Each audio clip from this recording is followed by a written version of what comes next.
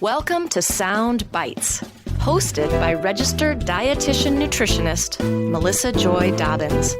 Let's delve into the science, the psychology, and the strategies behind good food and nutrition.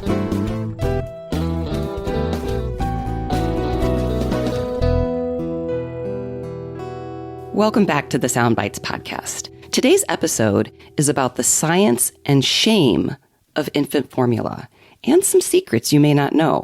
We're going to talk about what parents and healthcare professionals need to know about formula. And we're also going to touch on breastfeeding and transitioning to solids.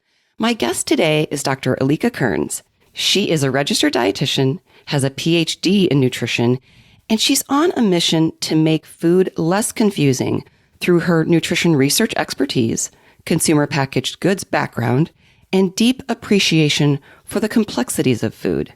She is a mom to a 1-year-old boy named Leif, and she's the medical affairs lead at Bobbie, which is an infant formula company that is founded by moms and led by science.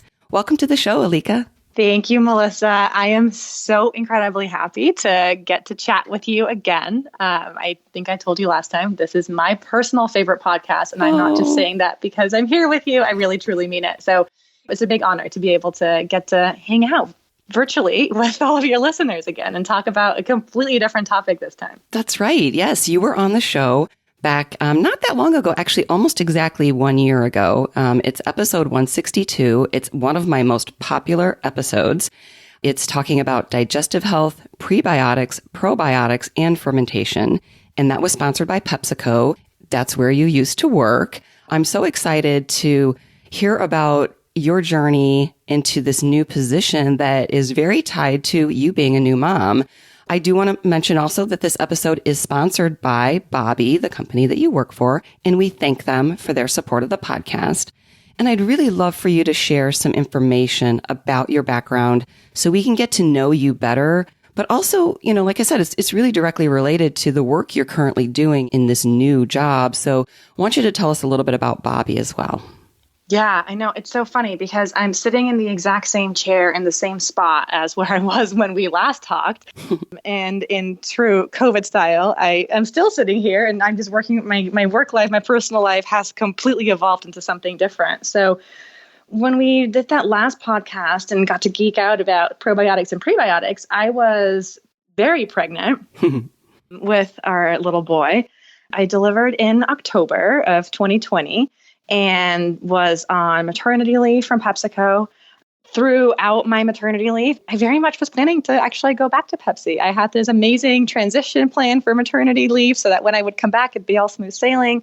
But life happens, and an opportunity presented itself to lead medical affairs at Bobbie, which is an infant formula company. And it was just too good of an opportunity to pass up. I mean, from a personal perspective, personal life stage perspective, it couldn't be a better fit. As a new mom myself, infant feeding is what consumed my world at the time. And it is something that I'm very, very passionate about professionally as well. I used to work at the National Dairy Council where I set up their childhood nutrition research program. So what children eat in the first few years of life is something I have been working on from a nutrition research perspective from a long time. And so it's actually really interesting because as a nutrition scientist who has worked in childhood nutrition, I knew how great breast milk is. And it was 100% my expectation to exclusively breastfeed Leif for, I didn't really have a set amount of time with it, but it was something that I absolutely was planning to do and provide to him. I also knew, though, that formula was not bad. I mean, it's a great option. Infant formula is very, very regulated, and it has been studied to ensure that it provides the proper nutrition and that it is safe for infants to consume as the exclusive source of nutrition. But even that, for me, I still had this idea that I'm going to breastfeed my child, at least for, I don't know, the first few months, maybe. That was my expectation. And then the realities of parenthood hit me, and they hit me hard. They were not aligned. And I ended up having a lot of challenges breastfeeding. Latching was difficult. I ended up getting mastitis and clogged ducts over and over. It was beyond painful. I sought out the help. My virtual lactation consultant appointments were not exactly the most ideal, but we did what we could in the COVID world. And all that to say is my breastfeeding journey consisted of exclusive pumping. I was able to do this for 4.5 months, but at some point, I took Leif to the doctor. It was actually his 4-month checkup. And our doctor asked, how is breastfeeding going? And those words hit me so hard because the reality was it truly was not going well. And by her asking me that so directly, it made me feel like such a failure. And I know that that is not what she had intended. It was very matter of fact, a question that she was asking that she probably asks every patient. She wants to help. But by her assuming that I was breastfeeding, which I was, but it just wasn't going as well as I had hoped to, it really was extremely painful. Anyway, I ended up transitioning to introduce formula in addition to breast milk, and we were able to continue our breastfeeding journey for 7.5 months by combo feeding. And so I did really appreciate that by using formula, it allowed me to extend my breastfeeding journey. And then my body just very naturally, completely on its own, weaned. And I had no idea that that's how it was going to be for me. I know a lot of moms, the weaning process is really, really painful and stressful and emotional. Right. For me, it was just very gradual over time. Leif started to have an additional bottle of formula and an additional bottle of formula, where by the time he reached 7.5 months, it was exclusive formula. And he was so happy with formula or breast milk. He didn't care what was in his bottle. He would literally squeal with excitement whenever he saw that bottle and gobble it all down. And I think that helped me be totally okay with what he was eating.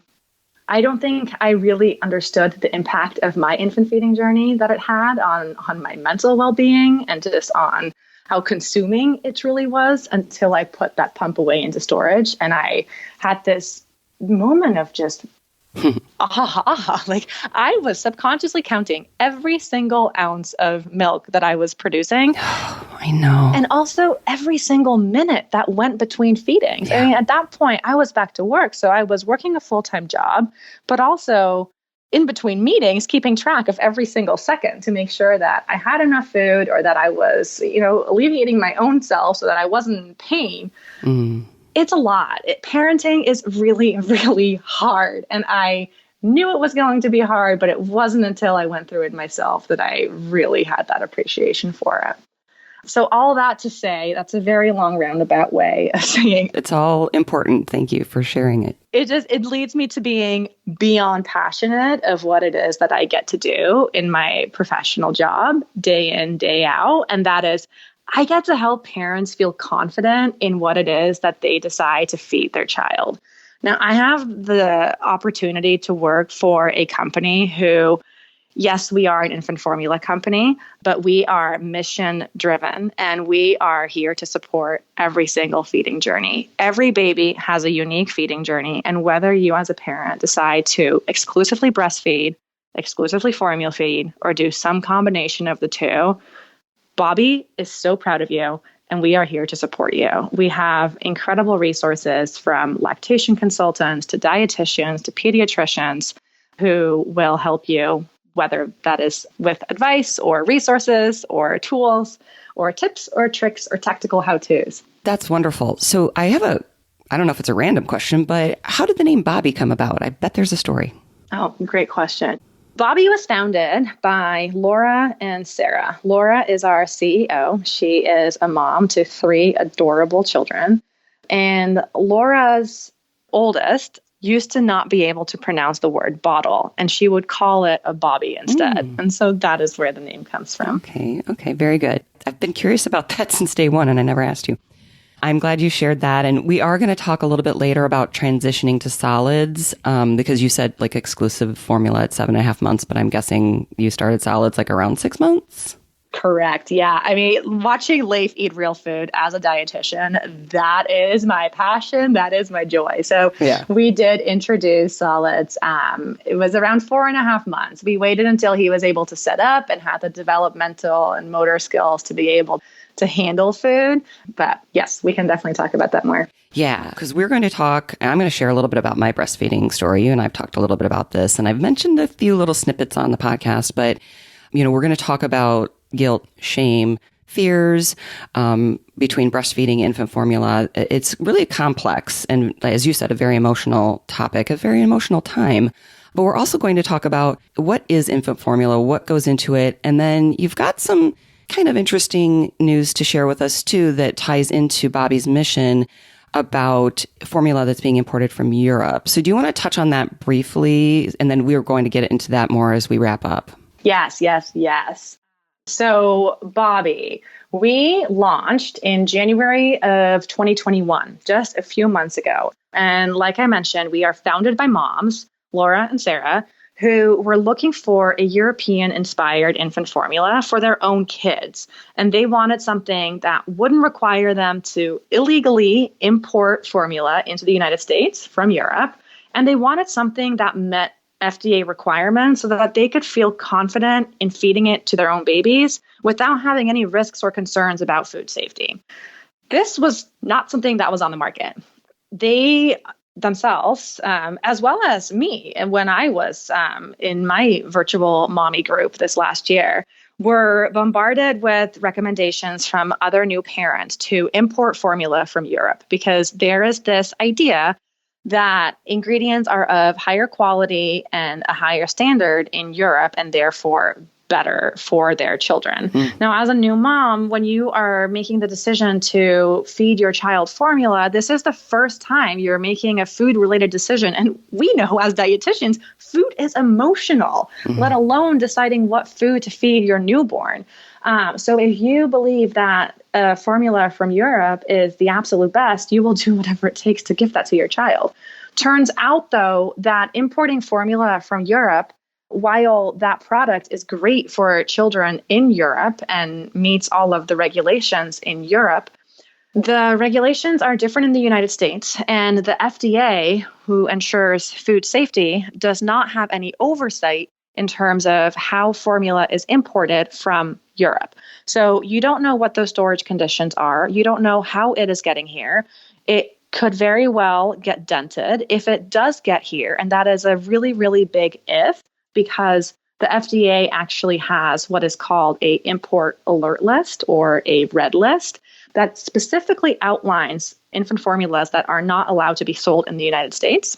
And so should a shipment come to the US border, Customs is able to seize that. So if the formula does make it into the United States, we have seen photos and concerns, and people on our team have witnessed this firsthand because many of my new colleagues actually did import formula at some point.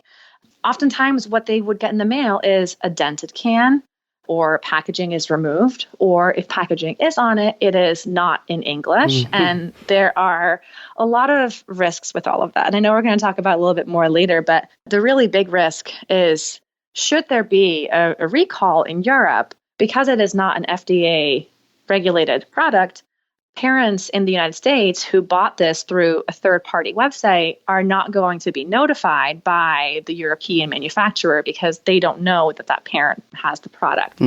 So a lot of risks, a lot of challenges, a lot of nuances. All that said, our founders, when they launched Bobby, were super passionate about using the high standards that parents were searching for in European formulas and bringing that available to the US market, creating an infant formula that meets FDA requirements so that as parents, you not only feel confident in the high quality of the product, but also in the safety. And that is so, so critical. Absolutely. Okay. Yes. And we are going to get into some more details because you have some interesting things in the works that you're going to share with us about that whole topic.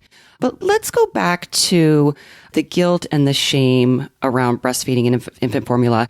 You recently did a survey, and I'd love for you to just share some insights about what you're finding with new moms and breastfeeding and infant formula. Yeah, so we just did a survey where we asked 1,000 recent moms who had given birth in the last 2 years about their infant feeding journey. We asked them about their expectations as well as the realities of how their journey evolved, and then looked at how that impacted their mental health. These stats were shocking. I mean, every time I talk about them, I am still floored. So one of the most shocking ones is that 46% of recent moms reported having lied about their feeding choices. And we're not talking about lying to your neighbor or lying to a friend who you haven't talked to in forever. This included 15% of parents who reported lying to medical professionals about how they were feeding their child. And that just goes to show, like, if you're lying, that means that you feel so guilty about the choice that you have made, which we also saw that. We know from other research that has been published in the literature that 2 out of 3 parents report feeling guilty for feeding their baby formula. That is such a large portion of parents who don't feel confident in this food that is incredible for their child and helping them develop and grow into amazing human beings. And it makes me so sad because we know from CDC data that 75% of newborns will have formula during the first 6 months of their life. 75%. Of course, the recommendation from the AAP is that infants should receive exclusive breast milk for the first 6 months of their life. That's the gold standard. And if you can achieve that, that is amazing. But for 75% of newborns, that is not the reality. So if you have to provide formula for whatever reason your family has, you shouldn't have to feel guilty about that. And that is the mission of Bobby. Our mission is to shake the stigma around infant feeding and help all parents feel confident in their unique baby's feeding journey.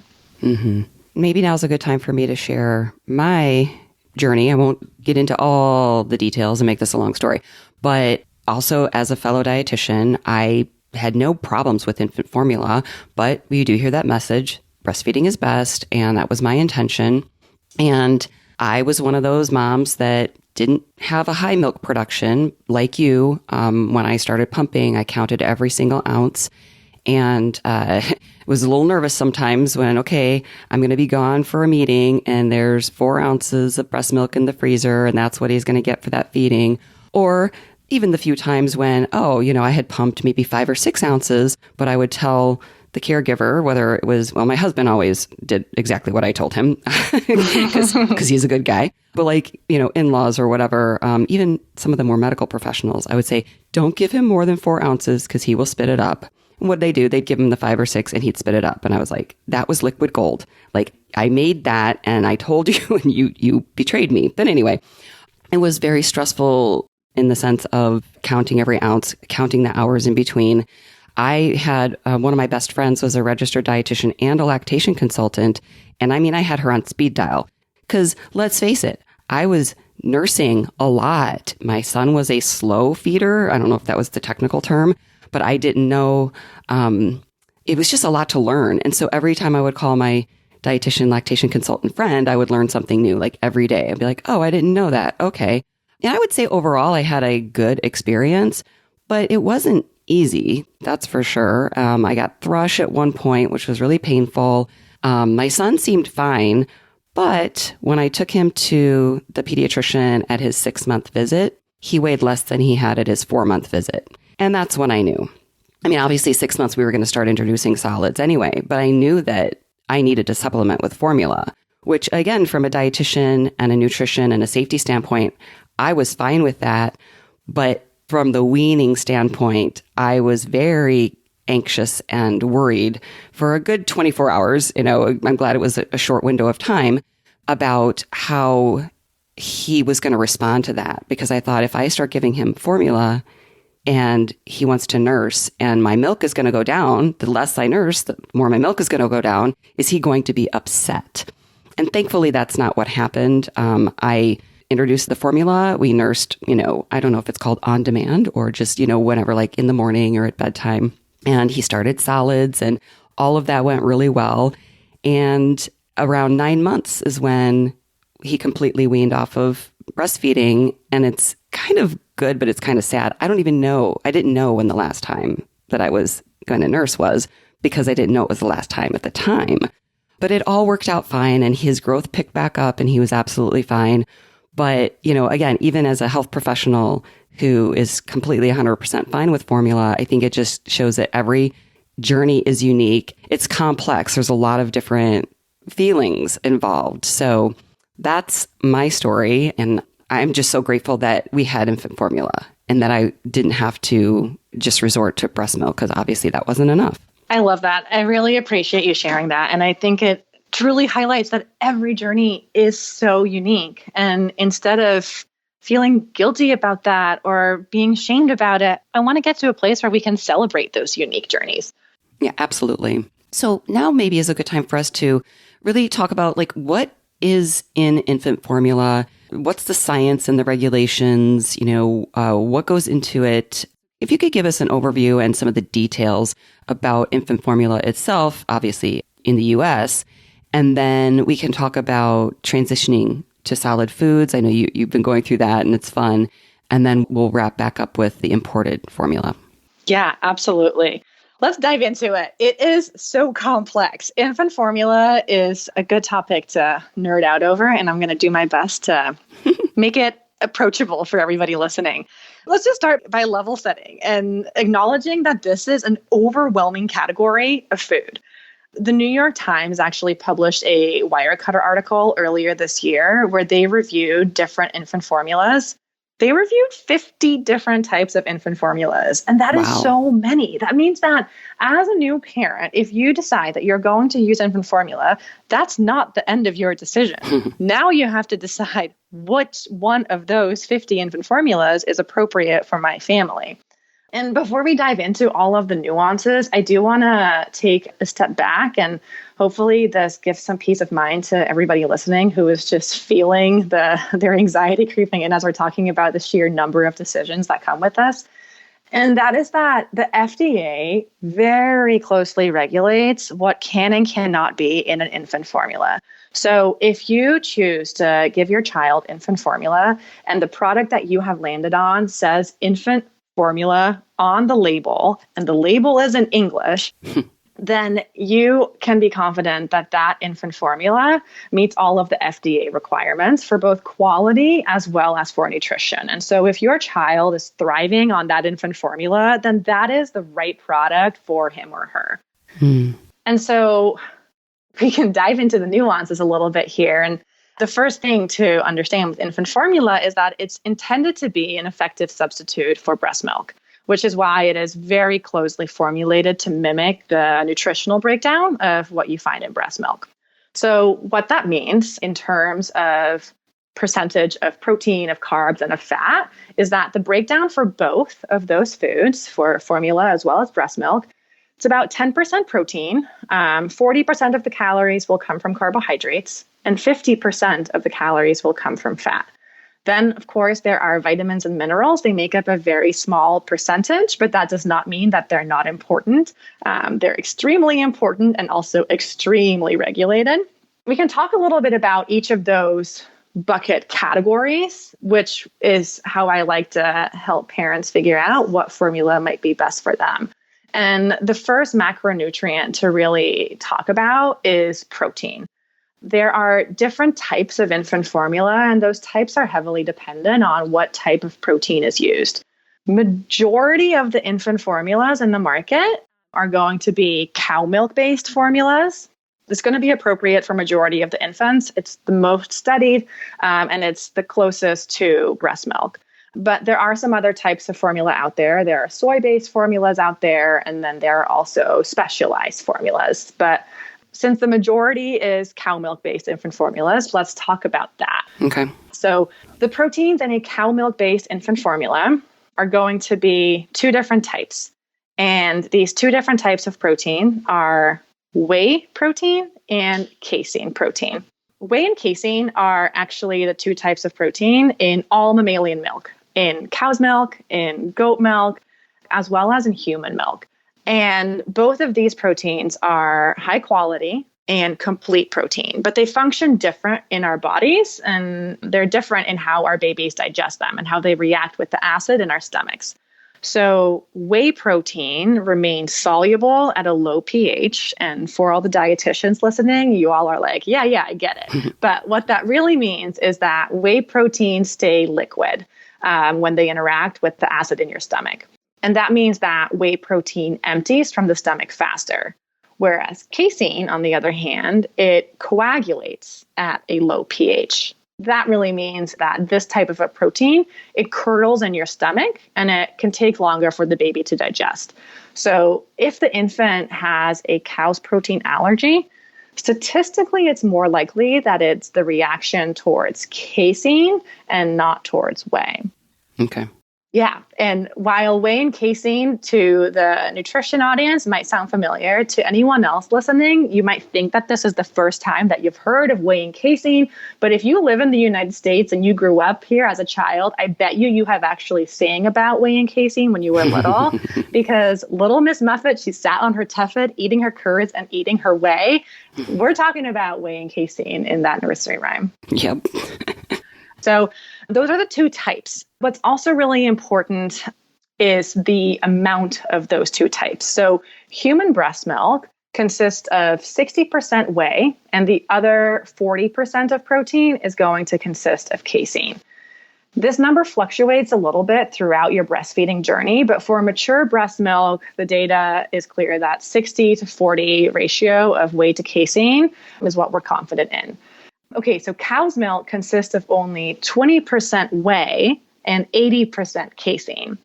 So in order to ensure that the infant formula mimics this whey to casein ratio of 60 to 40 that we see in breast milk, some infant formula companies will add more whey protein isolate to the infant formula product to ensure that it gets to that 60 to 40 ratio. That's it for the types of protein. The size of protein is also something to consider when trying to figure out what infant formula might be most appropriate for either your child or your patients. If we think of protein like long strings of beads, where each bead represents an amino acid, which we know are the building blocks of protein, in order for our bodies to use the protein, you have to break down that complete or that intact protein into smaller segments. Now, healthy infants, they're very capable of breaking down large proteins and digesting them. But what's interesting is that cow's milk protein, as well as soy proteins, are bigger than breast milk proteins. So there are some infant formulas on the market that have partially pre-digested the protein to make it easier to digest.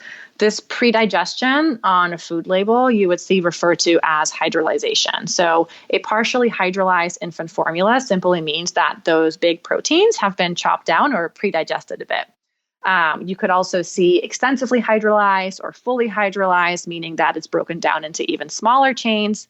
And then there are even specialty formulas that are only amino acids that actually don't have any protein at all because they have been completely broken down into the individual building blocks. That's something that you would need to have a pediatrician or a gastroenterologist actually write a prescription for, but it is something that is on the market. As you go down that list from intact whole protein to amino acids, a few things will change. Of course, the price point is going to change, but what also is going to change is the taste and the smell. It gets worse as you digest that protein.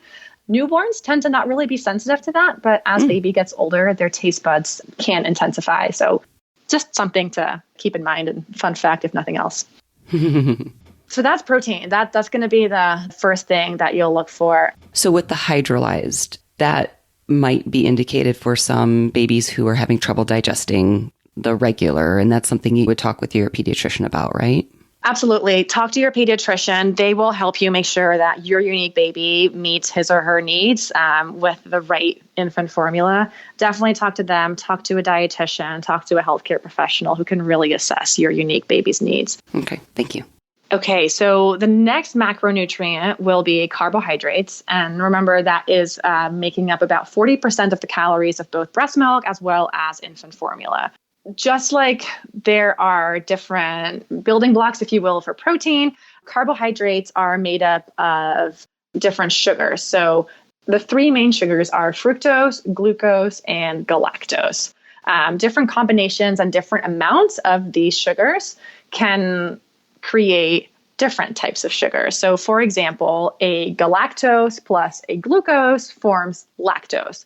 And lactose is the source of carbohydrates found in all mammalian milk and is also very commonly used as an ingredient in infant formula. What I think is a real fun fact is that human milk has more lactose than most other kinds of milks, including cow and goat. And what's really interesting is that this is even true if mom does not eat or drink dairy. And I bring that up because you often hear parents express concern that their baby might be lactose intolerant, especially if that is something that they themselves have as adults. But all babies are actually born with the ability to digest breast milk, which means that they have the tools needed to digest lactose. This tool is called lactase. It's an enzyme that helps break the glucose and the galactose into its individual pieces so it can be used for fuel. If a baby does react to cow's milk, it is likely the protein and not the sugar. Now, of course, there are rare instances where a baby should not have lactose. And again, talk to your pediatrician, talk to your medical team. They will make sure that they can provide the right recommendation. Okay.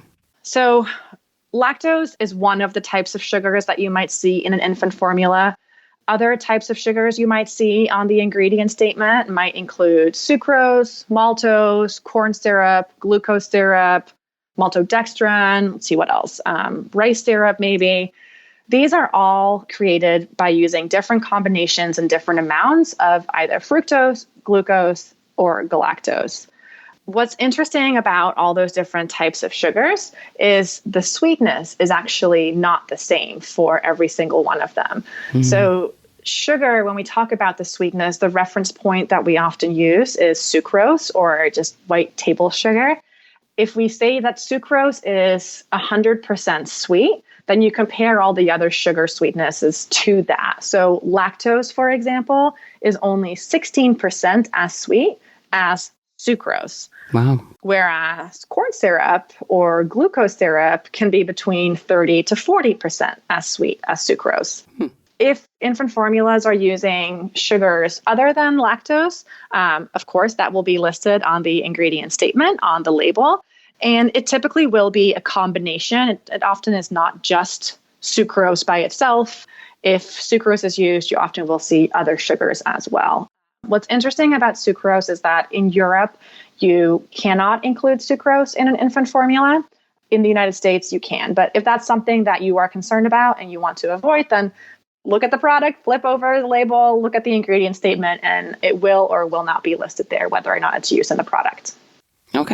Okay, crash course in carbs. I think that we covered majority of it. So the last macronutrient in infant formula is then going to be fat. This makes up 50% of the calories in breast milk as well as in formula. What is super interesting about fat is that it's the most variable component in breast milk. Biology is so cool here.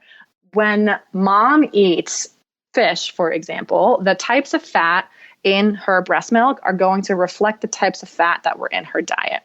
This is not the case for protein or for carbohydrates, but for fat, it will vary depending on what you eat. I just think that's so cool, not only from a biology perspective, but that also then means that as infants, we are naturally set up to digest many different types of fat, which is why I talk about fat as the last of the three macronutrients. Common types of fat that you will see in infant formula can be palm, soy, coconut, canola, sunflower, safflower you might see as well. We can talk about palm oil a little bit. It's a little bit of a controversial ingredient, but let's touch on it because the reason why palm oil is often used in infant formula is that palmitic acid is a fatty acid that is found in large quantities in breast milk. And so remember that the goal of infant formula is to closely mimic that nutritional composition of what is found in breast milk. And so if you have a lot of palmitic acid, how are you going to replicate that in the formula? You're going to find a food source that provides palmitic acid. Turns out that palm oil is a great source of palmitic acid. But what's interesting is how our bodies digest palmitic acid from breast milk versus palm oil is slightly different. Palmitic acid from palm oil is harder to absorb, and it actually can result in some leftover palmitic acid floating around in the baby's intestine. Then that free palmitic acid can bind to calcium. It's definitely not dangerous. It's not anything to worry about. But for some babies, and this is mostly true for very young babies, this can be uncomfortable. And if constipation is a concern, then it's worth considering switching to a formula that perhaps does not contain palm oil. Okay. And then another fat that I'm sure everyone has heard of is DHA. DHA stands for docosahexaenoic acid. This is a long-chain polyunsaturated fatty acid. It's a type of an omega-3 that is found in fish. It's found in shellfish. It's found in some algae, and it's found in breast milk. Our bodies need DHA to develop and to function optimally at every stage of life. And it's typically a fat that our bodies are able to make from other fats, which is so cool. But it's really interesting that our bodies are not extremely efficient at that process. So you will see some infant formulas that add DHA to the product. It's not a requirement in the United States. In Europe, it is. The European regulations require that all infant formulas have between 20 to 50 milligrams of DHA per 100 calories. I remember when I was pregnant, taking DHA, EPA supplements, specifically for prenatal, that was the big thing. But that was 13 years ago. Oh, I did the same thing. That was just last year. Okay, that's still a thing. I had my omega-3s. Yeah. It's something I always actually take. I love my fish oil supplement. Mm-hmm. So those are the 3 macronutrients. And then, of course, there are the vitamins and minerals. There are many vitamins and minerals that can be added to infant formula. In the United States, the FDA has really strict quantities of maximums as well as minimums for vitamins and minerals. I won't talk about every single one of them because that would be great bedtime material, but iron is a good example. We can touch on that. Iron is an essential mineral that helps bring oxygen to the body's cells and supports normal brain development. So in the United States, the CFR, which is the real big book of federal regulations, it actually stands for the Code of Federal Regulations, CFR. There is a massive section for what is required in order to call your product an infant formula. If you dig through that real dense book, you will find that in the United States, an infant formula has to have a minimum of 0.15 milligrams of iron per 100 calories, up to a maximum of 3 milligrams of iron per 100 calories. If you have less than that or more than that, you are not allowed to call your product an infant formula. Now, those strict requirements are there for every single nutrient that the FDA has listed for infant formula. Mm-hmm. In the US, the average infant formula is about 1.8 milligrams of iron per 100 calories. What's really interesting is that in Europe, the regulations are slightly different, and their range is 0.3 to 1.3 milligrams of iron per 100 calories. I bring that up just as something to be aware of, and something that at Bobby, because we have created an infant formula that is European inspired, we meet many of the European regulations, including the European regulation for iron. So that means that we meet both the US and the European regulations at 1.2 milligrams of iron per 100 calories. Okay. That's the crash course in the nutritional composition of infant formula. Let's see, is there anything else that we should touch on in that portion? I guess just that, as you've explained and alluded to, there's different formulas to meet different needs. And there's a lot of options, which can be overwhelming. But that's where you want to talk with a healthcare professional to try to figure out what's the right fit for you and your baby or your patient's babies. I wanted to get a little bit of a, 411 on transitioning, whether it's breastfeeding or infant formula or a combination, to solids. What can you share with our listeners about some standard tips and or your own personal experience just to get us through that transition into solid foods? Yeah, I would love to talk about it. I mean, just even in my friend circle, I get a lot of text messages and phone calls of new parents trying to figure out, hey, as a nutritionist who works in childhood nutrition, can you tell me when I need to start incorporating solid foods?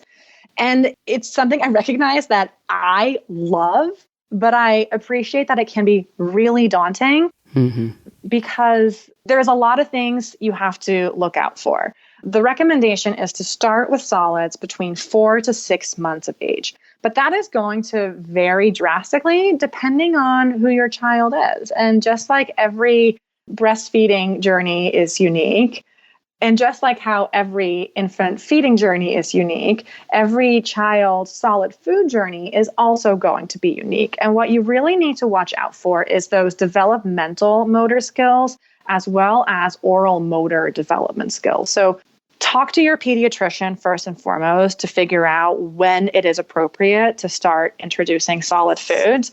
But what they will likely tell you is to make sure your baby can sit up, that they have good control of their head, and then start thinking about what foods do you want to introduce. And the science is super fascinating and has evolved drastically over the last few years when it comes to allergens. I know you've done a really great podcast about this previously, where you talked about the science on peanuts, that it used to be that the medical guidance was don't introduce allergens until much later, but now the guidance has shifted to try to introduce those allergens early. What's also interesting is the trend of baby-led weaning. Personally, I did a combination of partially baby-led weaning, but because I was very focused on Leif's oral motor development skills, we started with purees, which I don't think there is anything wrong with doing a combination of purees plus traditional baby-led weaning, where they hold on to larger finger-sized portions of the food. So we did start with purees just so that I could introduce him to yogurt, add some peanut butter to thin that down, for example. And it is messy. It is something that you need to be prepared to either like put a full-on apron on the baby, clear the kitchen, and potentially do a bath afterwards. But it is so fun to just watch them explore new tastes, new flavors, new textures. It's messy, but I think it's so fun. Yeah, it has changed so much from when my son was an infant. Just before we jumped on the podcast, I saw this cutest little video, Tomato Wellness, posted of a baby girl eating tomato soup for the first time. And thankfully, she has one of those bibs that has a big, like, scooped out, it's like plastic rubber or whatever, but it's catching all the soup that she was eating. And so then she was putting the spoon into the scooped out part of the bib and eating the rest of the soup. It was just so cute. They're so smart. Not only cute, but also so smart. Yeah. Well, I really appreciate the fact that, to your example, like you did a combination of purees, which is of course what I did, and, introducing one food at a time sort of a thing. And that the whole food allergy aspect, that has changed a lot. You mentioned that episode. I'll link to that in my show notes at soundbitesrd.com as well, and people can check that out. But yeah, there's been a lot of research on early introduction of potential allergens in food. Like the baby-led weaning is all the rage, but it doesn't mean you have to do that, and whatever you're comfortable with. And it just all speaks to the uniqueness of each child. Yeah. And one more thing I would love to add on that is just because baby-led weaning is something we are seeing all over Instagram and that we are starting to feel like we have to do in order to be a good parent, you do not have to feel guilty about the fact that baby-led weaning is not appropriate for your family. Just like how you don't have to feel guilty about using formula or not using formula. Everyone's feeding journey is unique, and that includes solids too. Thank you for bringing it back to the shame and the emotional part of it. This is where we started our conversation. There's a lot of pressure, and we put a lot of pressure on ourselves as parents too. What I like how things have evolved is, like with the potential allergens and the opportunities to just try different things, is that it seems to be less restrictive. I think that's one of the reasons I waited until 6 months to start feeding my son solids, is because of the recommendations at that time. It was still 4 to 6, but in my mind, I was like, well, 6 months would be better.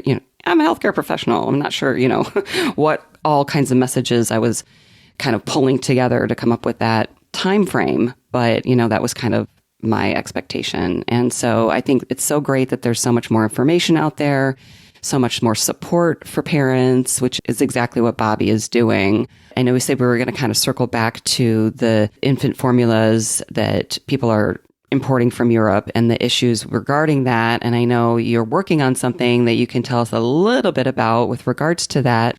Yeah, I'm actually really excited to share with everybody listening that, Bobby, we are pioneering a completely new approach of how continuing education units can be provided, because we believe that complex nutrition information can be fun and it should leverage modern tools for the modern practitioner. So we are creating something that we're calling our masterclass.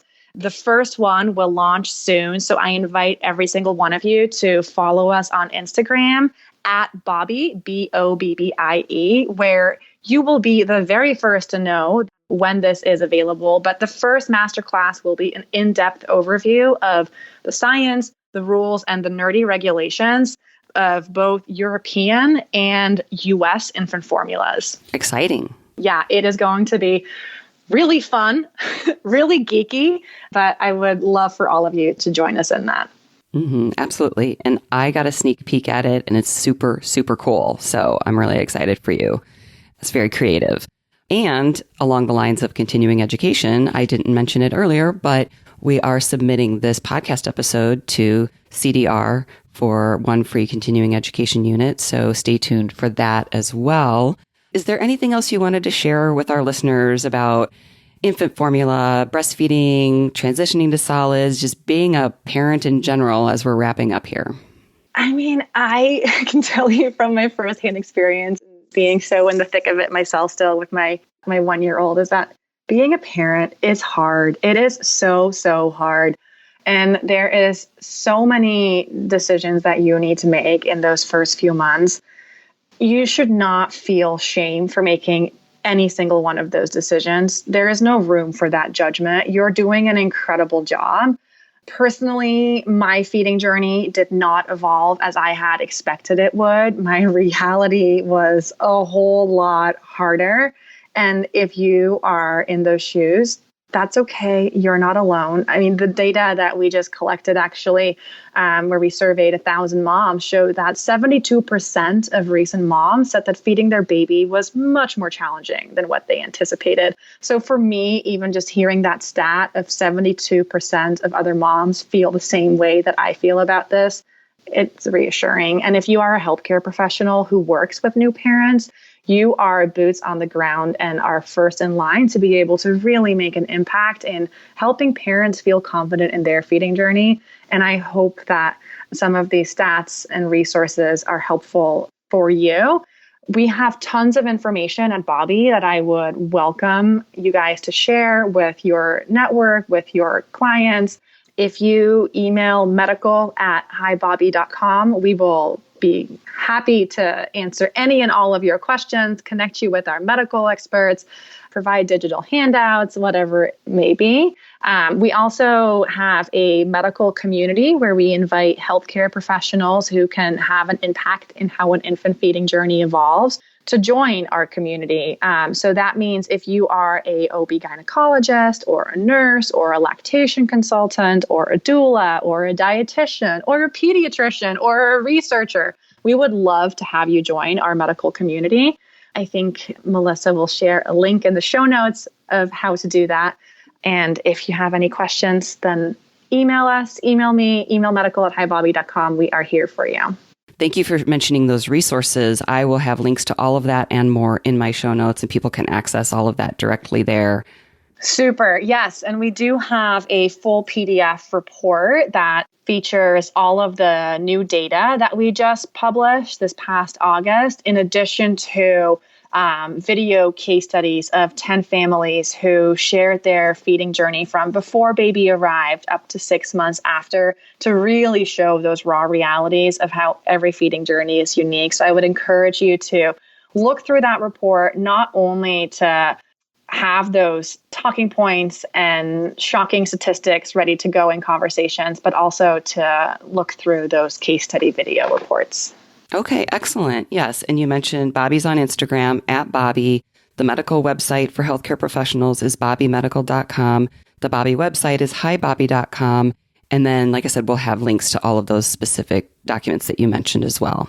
Amazing. Thank you so much. I hope every single one of you joins our medical community, and I really appreciated being here. Yes, thank you so much for sharing all this important information. And we will stay tuned and follow you to see more about your big announcement. It's going to be a lot of fun. I love it. Thank you. All right, take care. And for everybody listening, as always, enjoy your food with health in mind. Till next time. For more information, visit soundbitesrd.com. Music by Dave Burke, produced by Jag in Detroit Podcasts.